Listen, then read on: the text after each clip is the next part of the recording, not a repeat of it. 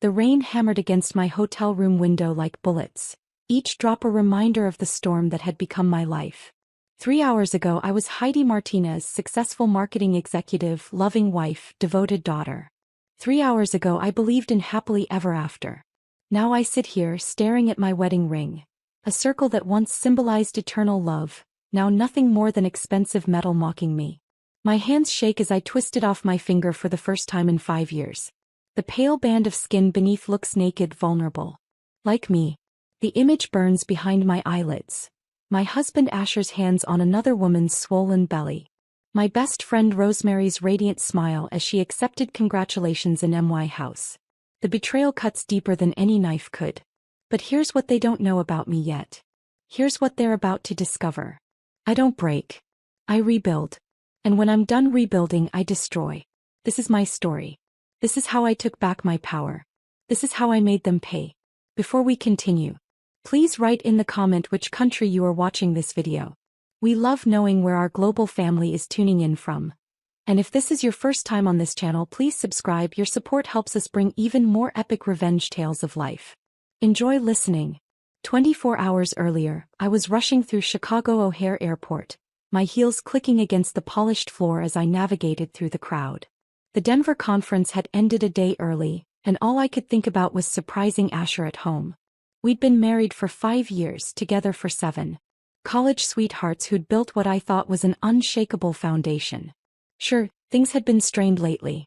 Asher had been unemployed for 8 months after his marketing firm downsized, and the financial pressure was all on me. But I loved him. I believed we were strong enough to weather any storm. How naive I was. I remember calling my assistant Rebecca from the airport. Cancel my Monday meetings. I'm flying home early to surprise Asher. That's so sweet, Mrs. Martinez, she'd said. He's lucky to have you. Lucky. The word tastes bitter now. The flight felt endless. I kept imagining Asher's face when I walked through the door. Maybe we'd order takeout from that Thai place he loved, watch a movie, talk about his job interviews. Normal couple things. Happy couple things. My phone buzzed with a text from my best friend Rosemary. Can't wait to see you when you get back. I have news. I smiled, typing back. Me too. Home tomorrow night. Let's catch up. If I had known her news would shatter my world, I would have stayed in Denver forever.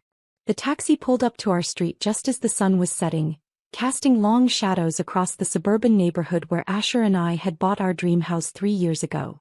Well, where I had bought our dream house. The mortgage was in my name, paid with my salary like everything else in our life. But something was wrong. Cars lined both sides of the street. Not just any cars. I recognized my mother's blue sedan, my mother-in-law Lucy's silver SUV, and at least 6 others. A few neighbors stood on their porches looking toward our house with curious expressions. My heart started pounding as the taxi got closer. Colorful balloons bobbed in our front yard, pink and blue ones tied to the mailbox, more scattered across the porch. A large banner stretched across our front windows. Welcome our little miracle. The taxi driver glanced in his rearview mirror. Looks like someone's having a party at your place. Yeah, I whispered, my mouth suddenly dry. Looks like it. I paid the fare with trembling hands and stepped out onto the sidewalk, my suitcase wheels scraping against the concrete. The sound of laughter and music drifted from inside the house. My house, the house I'd been paying for alone while Asher looked for work. Pink and blue balloons. A baby shower banner. My best friend's text echoed in my mind. I have news. No. This couldn't be happening. I walked up the driveway on unsteady legs, each step feeling like I was walking through quicksand. Through the living room window I could see people inside holding drinks and gifts. My mother Caroline stood near the kitchen, laughing at something someone had said. My father Louis sat on our couch, looking more relaxed than I'd seen him in months. I reached for the front door handle, my key already in my hand. But I paused, some instinct telling me that once I opened this door, everything would change forever. The smart thing would have been to turn around. Get back in a taxi. Go to a hotel and call Asher. Demand an explanation. Instead, I turned the key and stepped inside. The first thing that hit me was the smell. Vanilla cake and coffee, the scent of celebration. Yellow and green streamers hung from the ceiling, and the coffee table overflowed with wrapped gifts in soft pastels. But it was the sight in the center of the room that stopped my heart. Rosemary sat in my favorite armchair, the one I'd saved for months to buy, glowing in a flowing maternity dress that showed off her very pregnant belly. 7 months, maybe 8. She was opening gifts while a circle of women I knew, our mutual friends, my family members, cooed over tiny clothes and baby bottles. And there, kneeling beside her chair, was my husband. Asher's hand rested protectively on Rosemary's stomach. His face lit up with pure joy as he helped her unwrap a gift. The tender way he touched her, the intimate smile they shared, it was everything he used to give me before the unemployment, before the distance, before whatever lies he'd been telling himself to justify this. For a moment, nobody noticed me standing in the doorway. I was invisible in my own home, watching my life implode in real time. Then Rosemary looked up and saw me. Her face went white as a sheet. The onesie she'd been holding dropped from her fingers. "Heidi," she whispered. The room fell silent. Every head turned toward me. My mother's face drained of color. My father started to stand, then sat back down. My mother-in-law Lucy just stared at me with something that looked almost like defiance. But it was Asher's reaction that broke something inside me. He didn't jump up. He didn't remove his hand from Rosemary's belly. He didn't look guilty or ashamed or sorry. He looked annoyed that I'd interrupted. "You're supposed to be in Denver until tomorrow," he said, like I was the one in the wrong. I found my voice, though it came out as barely more than a whisper. "Surprise." The silence stretched on. Nobody moved. Nobody apologized. Nobody even had the decency to look embarrassed. Finally, my mother cleared her throat. "Heidi, sweetheart, maybe you should sit down. We can explain." Explain. The word exploded out of me. Explain how my husband got my best friend pregnant while I was working my ass off to support him? Explain how you're all here celebrating in my house like this is normal. Rosemary struggled to her feet, one hand on her back. "Heidi, please. It's not what you think." "It's not what I think?" I laughed, a sound so harsh it made several people flinch. "What I think is that you're 7 months pregnant with my husband's baby. What I think is that while I've been traveling for work to keep this household afloat, you two have been playing house behind my back. What I think is that my entire family knew about this and nobody thought to tell me." "We didn't want to hurt you," my father said quietly. "You didn't want to hurt me?" My voice was rising now, hysteria creeping in at the edges. "So instead you decided to let me find out by walking into a baby shower in my own home?" Asher finally stood up, but he positioned himself between me and Rosemary like he was protecting her. "From me. In my own house." "Heidi, you need to calm down," he said. "This isn't good for the baby." "The baby?" I stared at him in disbelief. "What about your wife? What about me?" "Things between us haven't been good for a long time," Asher said, his voice taking on that patronizing tone I'd grown to hate. "We both know that. Rose and I, we have something real. Something you and I lost." "Rose." He called her Rose, the pet name I'd used for her since college. I looked around the room at all these people I'd loved, trusted, supported. My mother, who I called every Sunday. My father, who I'd helped through his heart surgery last year. My mother-in-law, who I'd included in every holiday, every celebration. Our friends, who I'd hosted countless dinners for in this very house. Not one of them was looking at me with sympathy. They were looking at me like I was the problem. Like I was the one disrupting their perfect little celebration. "How long?" I asked, my voice deadly quiet now. Rosemary and Asher exchanged a look. "How long have you been sleeping together?" "Heidi," Rosemary started. "How long?" "A year," Asher said. "A year. While I was working 60-hour weeks to keep us afloat. While I was paying the mortgage, the car payments, the groceries, his health insurance. While I was believing his lies about job interviews and networking events. And everyone knew?" Silence. "Everyone knew and nobody thought to tell me?" My mother stepped forward. "Sweetheart, we thought it was better if it came from them." "Better?" I turned on her, fury blazing through my veins. "You thought it was better to let me live a lie? To let me support a man who was cheating on me with my best friend? You have to understand," Lucy, my mother-in-law, spoke up for the first time. "Asher and Rosemary, they're in love. Real love. And now they're having a baby. That baby deserves a family." "That baby," I said slowly, "has a family. A father who can't hold down a job and a mother who stabs her best friends in the back." "Heidi," my mother gasped. "That's enough." "No," I said, looking around the room one more time. What's enough is this? All of this. I turned and walked back toward the door, but Asher's voice stopped me. Where are you going? I turned back, and for the first time since I'd walked in, I smiled. It wasn't a happy smile. I'm going somewhere I won't have to look at any of you traitors. Heidi, you're being dramatic, Rosemary said, tears starting to flow down her cheeks. We never meant for it to happen. It did. But we can all still be friends. I laughed again, that same harsh sound. Friends? You think we can be friends? The baby is going to need aunts and uncles, she pressed on. And Asher will always be in your life. We have to find a way to make this work. Oh, sweetheart, I said, my voice dripping with false sympathy. You have no idea what you've just done, do you? Something in my tone made her step back. You think this is about a baby? About love? You think you've won something here? I looked at Asher, memorizing his face. In a few months he was going to look very different. You want to know what you've won, Asher? You've won your freedom. Complete freedom. From me, from my money, from the life I built for us. Congratulations. I walked out of that house and didn't look back, even though I could hear them calling my name. Even though my mother was crying and my father was shouting for me to come back and talk. I had nothing left to say to any of them. But I had plenty left to do. The Marriott downtown wasn't fancy, but it was anonymous. I checked in using cash and a credit card they didn't know about. One I'd opened years ago for emergencies. I suppose this qualified. I sat on the bed in my business clothes, staring at my reflection in the mirror across the room. I looked pale, shocked. Broken. But I wasn't broken. Not yet.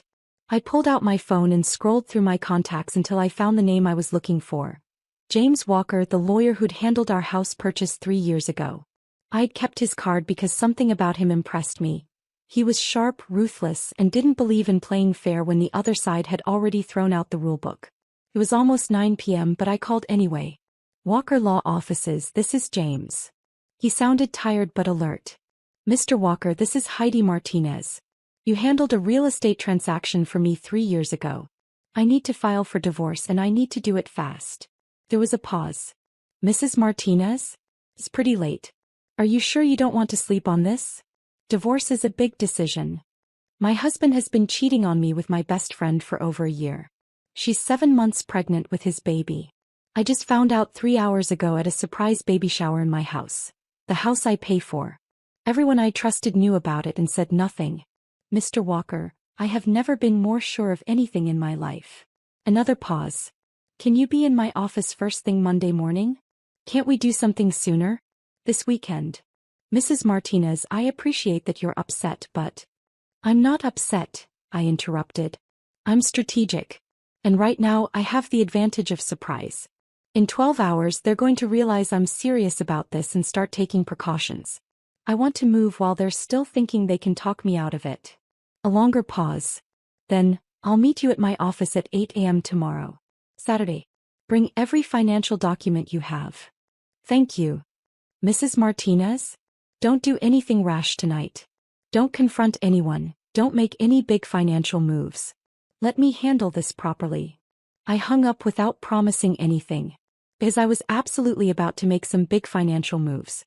I spent the rest of the night in that hotel room with my laptop, 3 cups of terrible coffee, and a growing sense of purpose that felt better than anything had in months. First, I logged into our joint bank account. Asher had access to it, but I was the primary account holder. I transferred every penny, $47,000, into my personal savings account. It was legally my money anyway. I'd earned every cent. Next, I called the automated line for our credit cards, all in my name since Asher's credit was terrible, and canceled them. Every single one. Then I called the mortgage company. Since the loan was in my name only, I had the right to make changes. I added a note to the account that all future communications should come to my office address only, and I requested that automatic payments be suspended immediately. By dawn, Asher's world was about to become very different. But I wasn't done. I called my office voicemail and left myself a message to contact HR first thing Monday about changing my emergency contact information and beneficiaries. I also made a note to call our insurance company about removing Asher from my health plan. Every safety net I'd built for him over 5 years of marriage was about to disappear. As the sun came up over the city, I felt something I hadn't felt in years. Power. Real power. The kind that comes from finally seeing clearly after months of living in a fog. My phone had been buzzing all night, calls and texts from Asher, from Rosemary, from my parents. I hadn't read any of them. But now I open the message thread. Asher, Heidi, where are you? We need to talk. Asher, you're being crazy about this. Come home.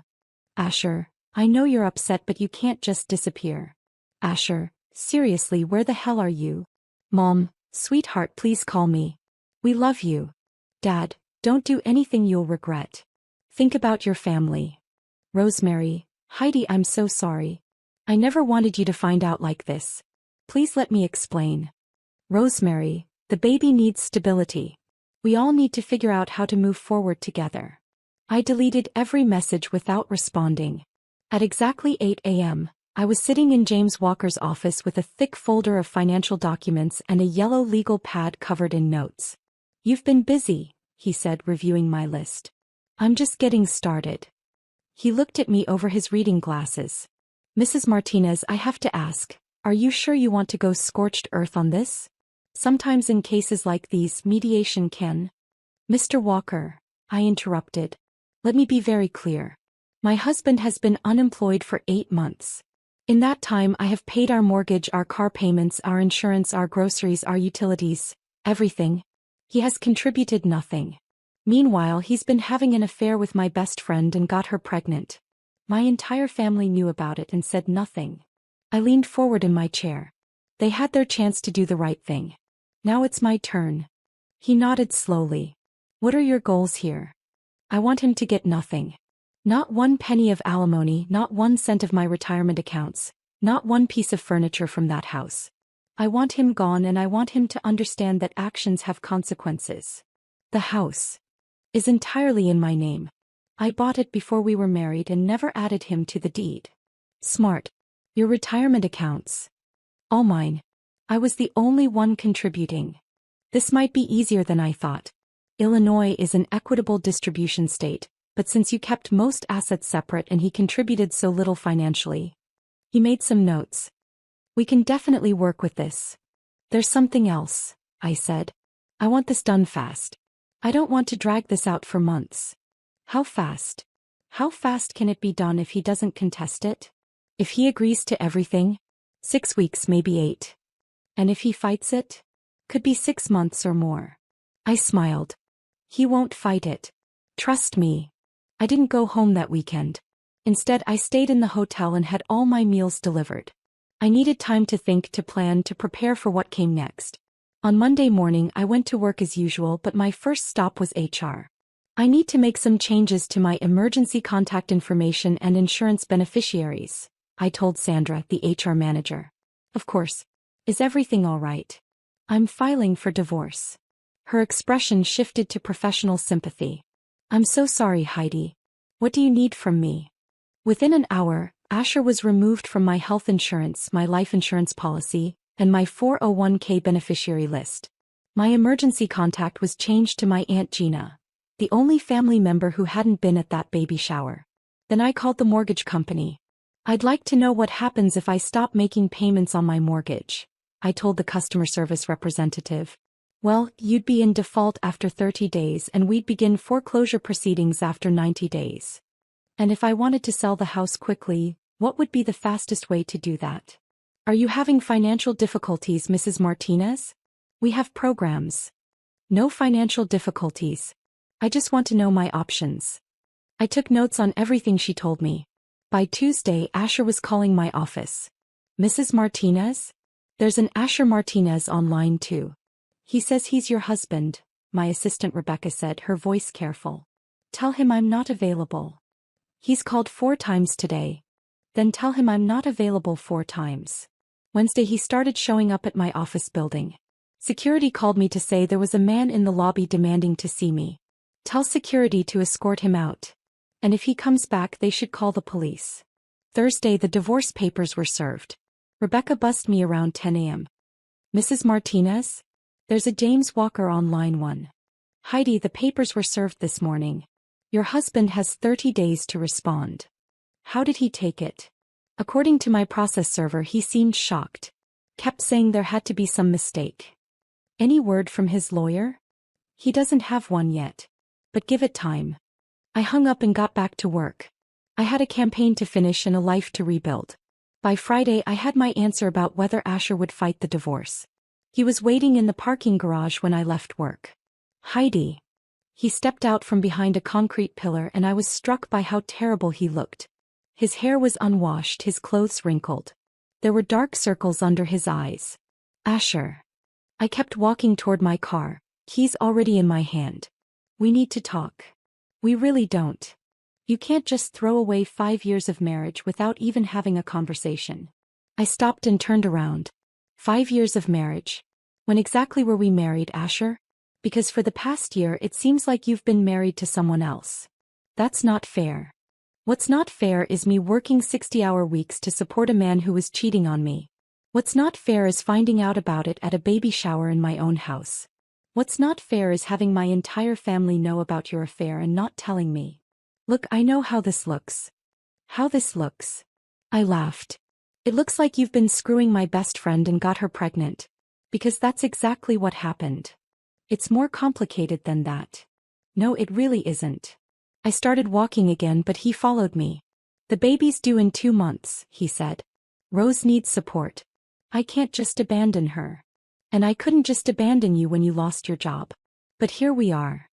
That's different. Is it? I reached my car and turned around one more time. You made your choice, Asher. When you decided to cheat on me, when you decided to get another woman pregnant, when you decided to let everyone I love keep your secret, you made your choice. Now I'm making mine. You're really going to divorce me? I already am divorcing you. You've been served. You froze our accounts. I can't access any money. They weren't our accounts. They were my accounts. With my money that I earned. I need money for food, for gas. Then get a job. Heidi, please. I know I screwed up, but we can work through this. We can go to counseling. We. I stared at him in disbelief. There is no we anymore. There's you and your pregnant girlfriend and your baby. That's your family now. Deal with it. I got in my car and drove away, leaving him standing alone in the parking garage. That night I called my Aunt Gina. Heidi, sweetheart. I was wondering when you'd call. I heard what happened. You heard. Your mother called me. She's worried about you. Are you going to try to talk me into forgiving him too? There was a pause. Baby girl, I've been married 3 times. 2 of those men cheated on me. You want to know what I learned? What? A man who cheats on you when you're supporting him isn't a man worth keeping. And family who knows about it and doesn't tell you isn't family worth having. I started crying for the first time since this whole thing began. You come stay with me for a while, Aunt Gina said. And don't you dare feel guilty about protecting yourself. I moved in with Aunt Gina the following week. She lived in a cozy townhouse about 20 minutes from my office, and for the first time in months I felt like I could breathe. How are you handling the money situation? She asked over coffee one morning. What do you mean? Well, if you were supporting Asher and now you're not. I smiled. That's the beautiful part. I'm not handling the money situation. He is.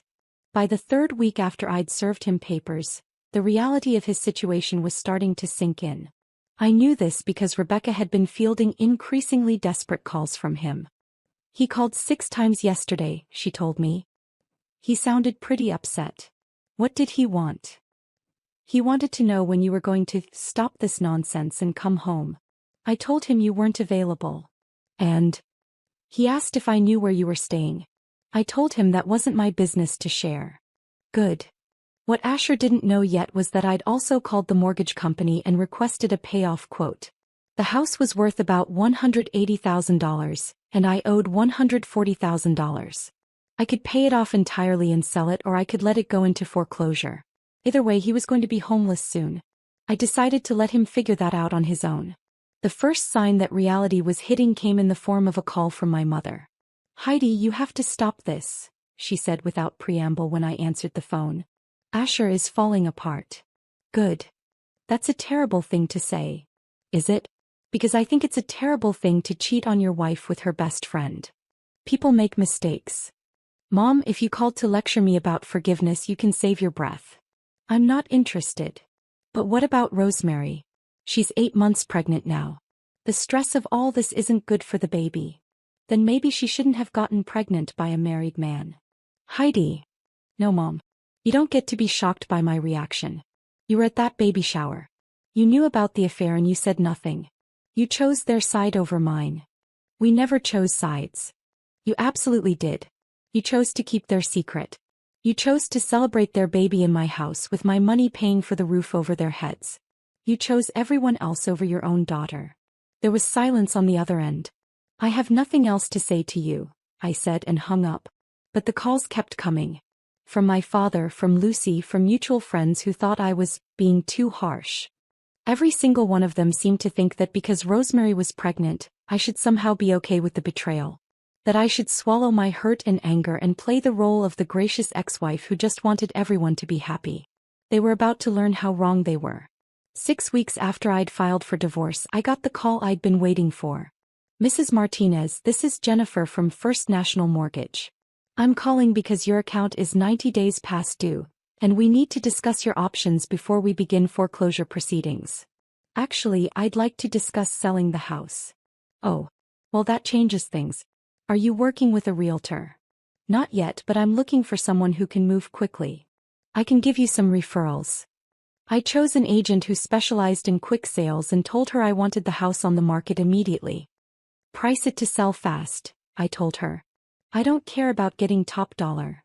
What about your husband? Will he need to sign anything? The house is entirely in my name. He has no legal claim to it. Oh. Well, that makes things simpler. Within a week, there was a for sale sign in the front yard. That's when Asher finally called my office and demanded to speak to me. You can't sell the house, he shouted when I picked up the phone. I can and I am. Where am I supposed to live? That's not my problem anymore. I have nowhere to go. You have Rosemary. I'm sure she'll make room for you. She's living with her parents. There's no room for me there. I felt a spark of satisfaction at that. Then I guess you better figure something out. You can't do this. It's cruel. What's cruel is cheating on your wife. What's cruel is getting your wife's best friend pregnant. What's cruel is having everyone your wife loves and trusts lie to her face for over a year. I made a mistake. You made a choice. Now live with it. Heidi, please. I'm begging you. Don't do this. For just a moment I wavered. This was the man I'd loved for 7 years, the man I'd planned to grow old with. Hearing him beg was harder than I'd expected. But then I remembered the look on his face when I'd walked into that baby shower. The way he'd positioned himself between me and Rosemary like I was the threat. The way he'd called her Rose, with such tenderness while treating me like an inconvenience. You made your bed, Asher. Now lie in it. With your pregnant girlfriend. I hung up. 2 days later the house sold. The buyers were a young couple who could close in 3 weeks and they offered asking price. I used the proceeds to pay off the mortgage and the rest went into my savings account. I was now completely debt-free and had enough money to start over anywhere I wanted. But I wasn't leaving town yet. I wanted to watch the rest of this play out. 3 months after I'd filed for divorce, I ran into an old colleague at a coffee shop downtown. Maria had worked at Asher's old company before she moved to a different firm. Heidi. How are you? I heard about. She trailed off awkwardly. About my divorce. I'm great actually. Better than I've been in years. I'm glad. You deserve better than, well anyway. She paused. I don't know if I should tell you this, but I saw Asher last week. Oh. He applied for a job at my company. I was on the interview panel. I tried to look disinterested but I was dying to know more. How did it go? Maria grimaced. Not well. He looked terrible, like he hadn't slept in weeks. And when we asked about the gap in his employment he got defensive and started talking about how his vindictive ex-wife had ruined his life. I nearly choked on my lot. He said that in a job interview? Oh, it gets worse. When we asked for references he couldn't provide any recent ones because apparently he's burned bridges with most of his former colleagues. And when HR called to verify his last employment, they found out he'd been let go for poor performance, not downsizing like he'd claimed. Wow. Yeah. We passed on him pretty quickly. I felt bad but... He shrugged. We can't hire someone who badmouths his ex-wife in an interview. After Maria left, I sat in that coffee shop for another hour processing this information. Asher was sabotaging himself at every turn and he was blaming me for it. Perfect.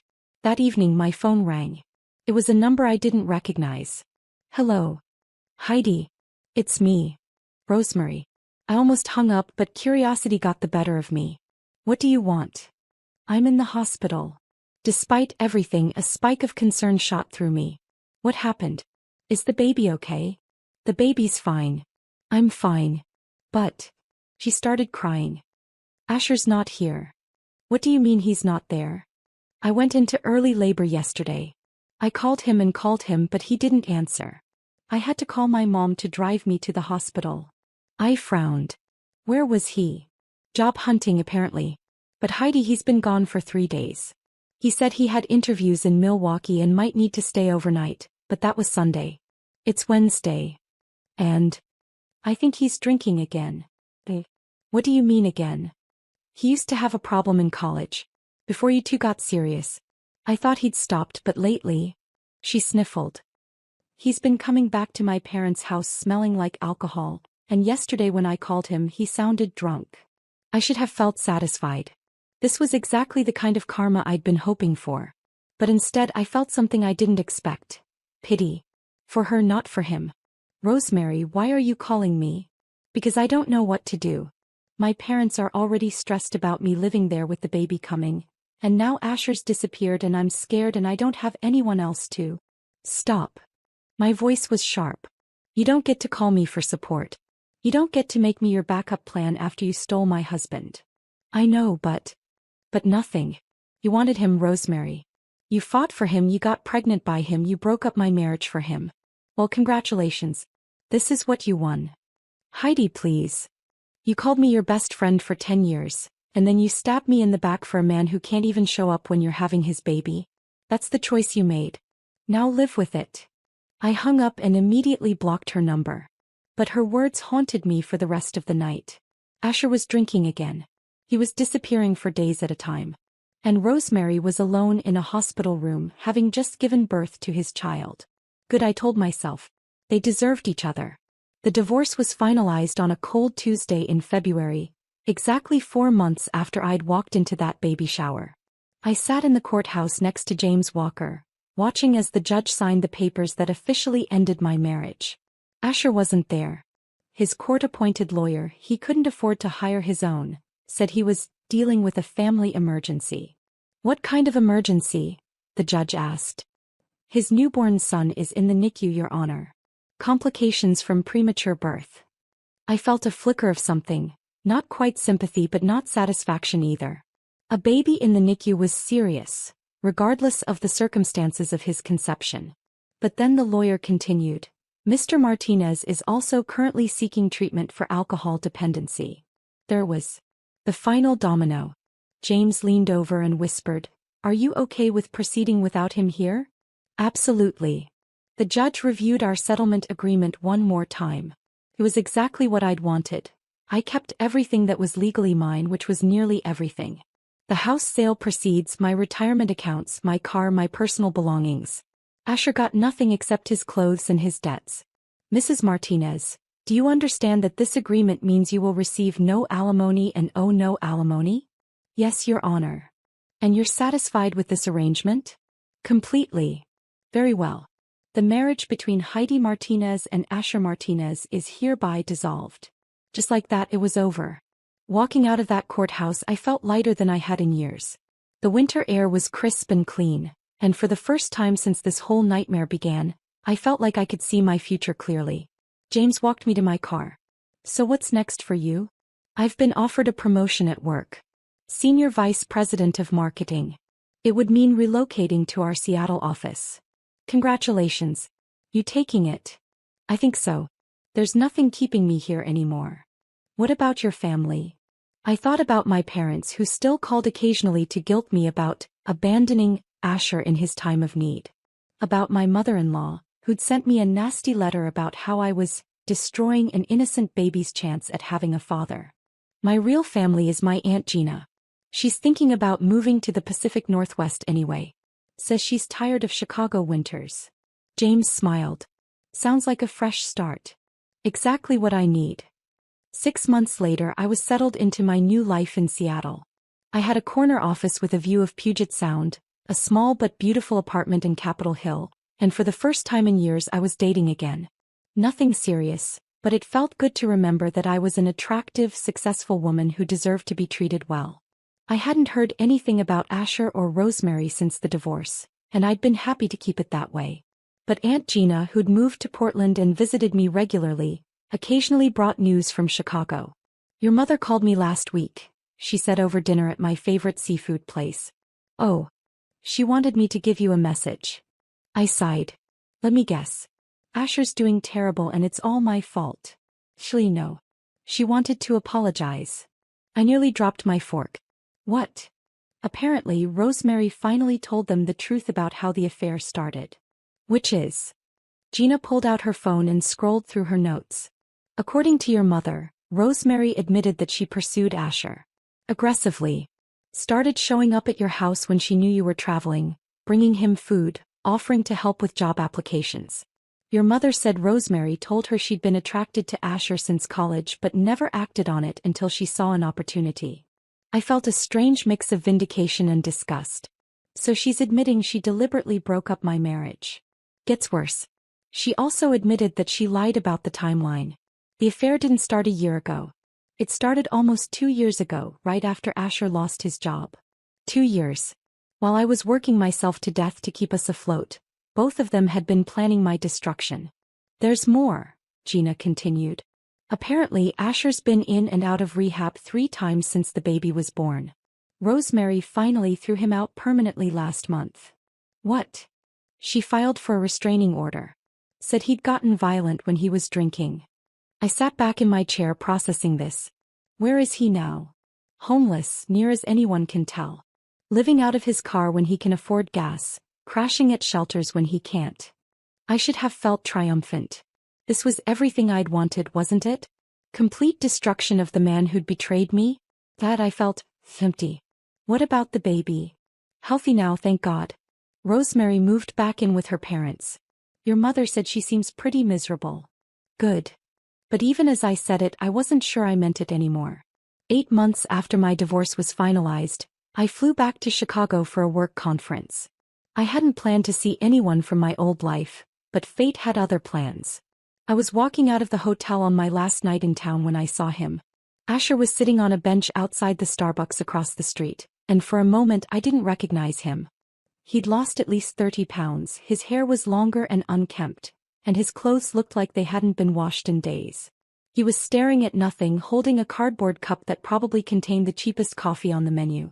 This was the man who'd broken my heart. The man I'd loved for 7 years. The man I'd supported and trusted and believed in. He looked like a ghost. I should have walked away. I should have gotten in my rental car and driven back to the airport without looking back. Instead, I found myself crossing the street. Asher. He looked up and I saw the exact moment he recognized me.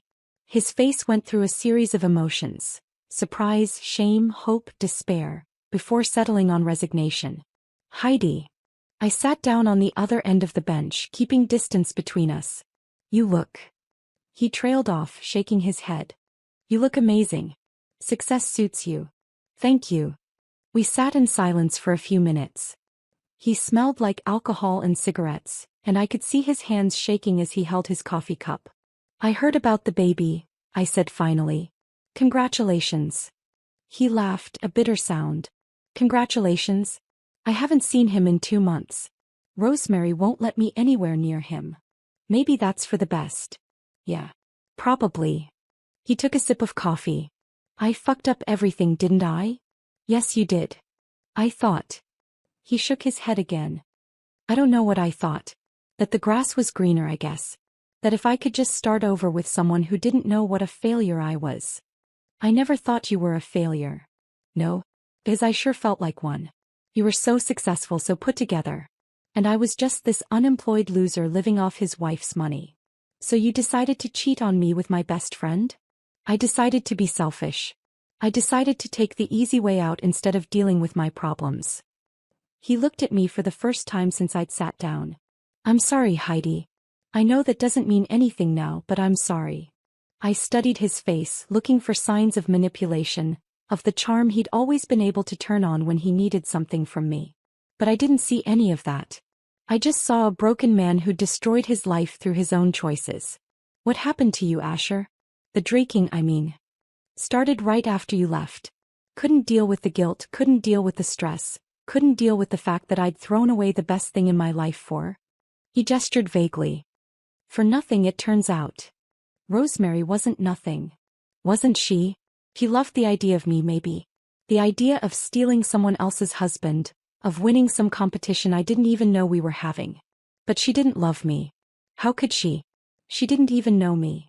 I thought about what Gina had told me about Rosemary pursuing him, about the lies they'd both told about when it started. She admitted that she came after you, I said. Yeah. Took her long enough. He rubbed his face with his free hand. You want to know the really fucked up part? I knew you were the better woman. I always knew that. You were loyal, hardworking, honest. Everything I wasn't. Then why? Because she made me feel like I was worth something. Like I was desirable instead of just tolerated. She looked at me like I was a prize instead of a burden. He laughed again. Turns out when you get the prize, you realize it's not worth what you paid for it. I felt tears prick at my eyes, but I blinked them back. What are you going to do now? I don't know. Try to get sober again, I guess. Try to find a job that doesn't require references. Try to figure out how to be a father to a son I'm not allowed to see. You could move away. Start fresh somewhere else. With what money? I can barely afford gas for my car, and that's when it's running. I reached into my purse and pulled out my wallet. I had about $60 in cash and I handed it to him without thinking. He stared at the money like it was a snake. I can't take this. It's not a loan. It's not charity. It's just closure. Closure. You apologized. I believe you mean it. This conversation is the ending our marriage should have had. Civil. Honest. Human. He took the money with shaking hands. Thank you. Don't thank me. Just try to be better. For your son, if not for yourself. I stood up to leave, but his voice stopped me. Heidi. Yeah. You were right to leave me. You were right about everything. I looked down at him one more time, this broken shell of the man I'd once loved, and felt something I hadn't expected. Peace. I know, I said. Take care of yourself, Asher. I flew back to Seattle the next morning with a strange sense of completion. Seeing Asher like that, destroyed, desperate, alone, should have felt like the ultimate victory. And in a way it did. Justice had been served. Karma had done its work. But what felt even better was the realization that I no longer needed him to suffer for me to be happy. I had built a new life that was entirely my own. A life where I was valued, respected, successful, and free. A life where I didn't have to support anyone who didn't support me back. That was the real victory. My phone rang as I was walking through Seattle-Tacoma Airport. It was my mother. Heidi, Gina told me you saw Asher. I did. How are you feeling about that? I considered the question carefully. Sad for him. Grateful for me. Ready to move on completely. I owe you an apology, my mother said quietly. A real one. Not for Asher, that's between you and him. But for not telling you about the affair. For choosing to protect him instead of you. For making you feel like your reaction was wrong. Thank you. You're my daughter. I should have been on your side from the beginning. Yes, you should have. Can you forgive me? I thought about it as I found my gate and settled in to wait for my flight. Could I forgive her? Could I forgive any of them? I can forgive you, I said finally. But things are different now. I'm different now. I'm not going to pretend that what happened didn't matter, and I'm not going to go back to the way things were before. I understand. I hope you do. Because I like who I've become. I like the life I've built. And I'm not going to compromise it for anyone ever again. I'm proud of you, she said, and I could hear tears in her voice. I know I didn't act like it at the time, but I'm proud of how strong you've been. After I hung up, I sat in that airport gate thinking about strength. For most of my life, I'd thought strength meant enduring. Putting up with things. Sacrificing for others. Making excuses for people who hurt me. Now I knew better. Strength meant knowing your worth and refusing to accept less than you deserved. Strength meant walking away from people who betrayed you even when it was hard. Strength meant building a life so good that you didn't need anyone else's approval to feel complete. I'm writing this from my home office in my new house in the hills above Seattle. Through my window I can see the Sound and the Olympic Mountains beyond. It's a perfect Saturday morning, and I'm about to meet my boyfriend David for brunch before we go hiking. David is nothing like Asher. He's a successful architect who owns his own firm, he's emotionally mature, and he treats me like an equal partner. When I told him the story of my first marriage, he said exactly what I needed to hear. I'm sorry that happened to you and I'm grateful that it led you here. I still live by myself and I intend to keep it that way for a while. I learned that I like my own space, my own routine, my own money.